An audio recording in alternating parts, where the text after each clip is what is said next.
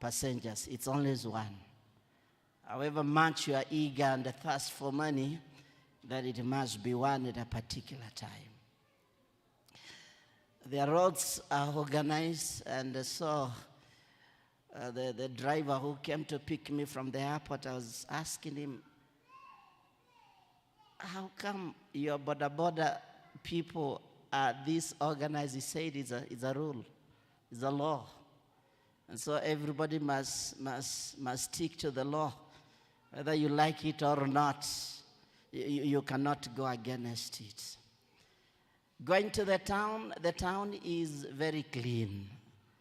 I think it is rated somewhere, almost the top in Africa. Rwanda, Kigali is very clean.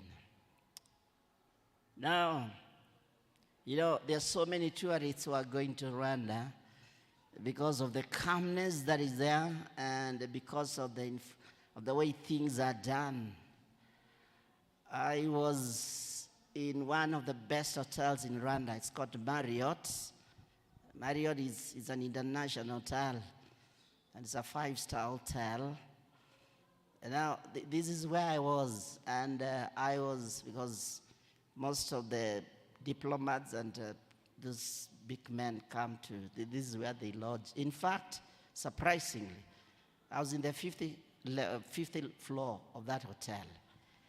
And now, the third room from where I was, the president of Zimbabwe was there with his team. In fact, what surprised me is now, Ref, what are you telling us? There's a reason as to why I'm saying this. Are we together? So when I'm walking out, there are men and women there who stood guard, watching. Even when the president is asleep, they are there the 24 hours. They were wondering, who is this man here? Who keeps on passing here? Because not everybody is supposed to pass there. But now I get, because that is where their president is. So I realized that God enabled me also to touch kingly anointing that I have even today. And so this is the nature of the country that I'm speaking about, Rwanda. And I wish Rwanda is not far from here. You can even, you can even pay, you use a bus to go to Rwanda, and you'll get there. And these things will become a reality. But to get there has not been easy. And this is what I want to bring to us. I don't have time. I may not even go to my subject for the day, but this is what I want to say. For Rwanda to get where they are today, it's not easy. And some of us remember about the genocide of 1994, where, because Rwanda speak only one language, they call Kinyarwanda, where everybody speaks that language. Apart from now, the other official languages like English, some French, but now Kinyarwanda is the language. There are only 2 tribes which speak the same language, the Tutsi and the Husi. And therefore, now remember those times, what happened, and they began attacking one another. And actually, they killed many of them. Thousands upon thousands of people in this country were killed, were murdered. And because of that, they have a place, it's like a garden, a park, where now you go to see what happened there. You're even shown a video of the kind of killings. Now, when you say you want to go to the place, to the genocide place, one of the questions they ask, and you'll hear it if you want to say you want to go there, they ask you, you want to cry? You want to cry? Because you cannot go to that place and remain the same, however strong you are, because you'll see how people were being cut. It is practical. You see men lifting pangas, all manner of weapons, cutting one another. In fact, after you've gone through, they'll give you something. It's like it's a small radio, I don't know how to call it, but now it contains several episodes in that, whereby you can listen and follow what used to happen. right from beginning to the end. Now, for Rwanda to be what they are today, they have gone through a period that was not easy. And therefore, when you go there and see man and the graves of people buried there,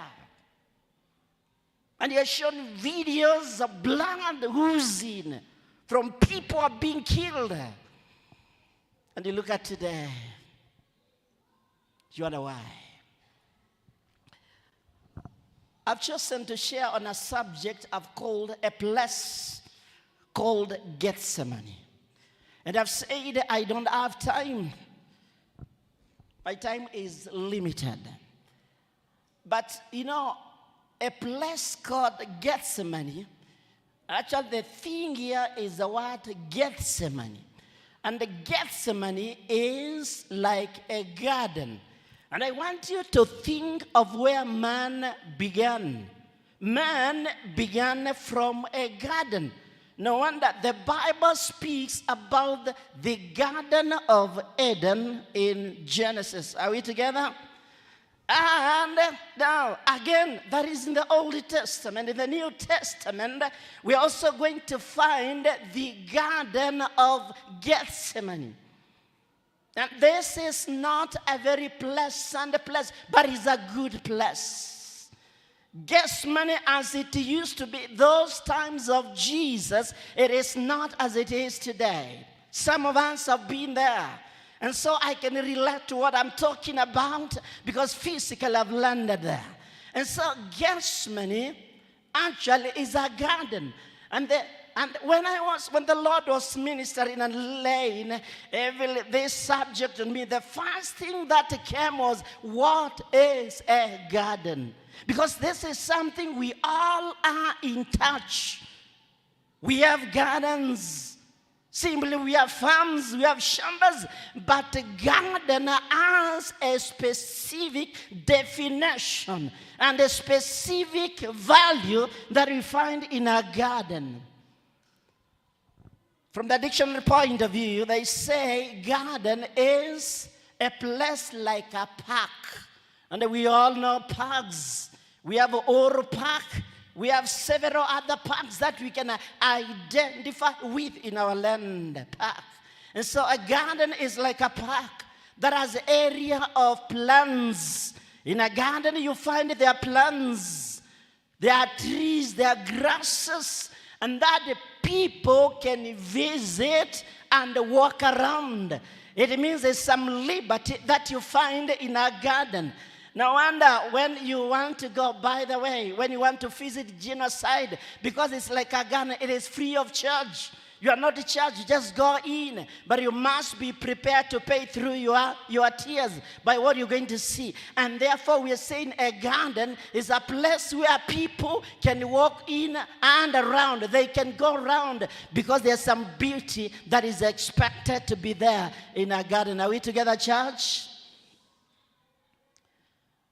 Now, Jesus was in front of, he loved this particular garden we call Gethsemane. Now, there's a mountain called Mount Olives, which is around Jerusalem. It is not far from Jerusalem. It is called the Mount of Olives. Now, within that mountain, then there's a place